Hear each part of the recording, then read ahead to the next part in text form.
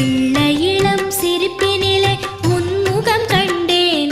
அது பேசுகின்ற மழலையிலே உன் மொழி கேட்டேன். கள்ளமில்லா நெஞ்சில் எல்லாம் உன் அருள் கண்டேன். எங்கள் கன்னி தமிழ் கவிதைகள்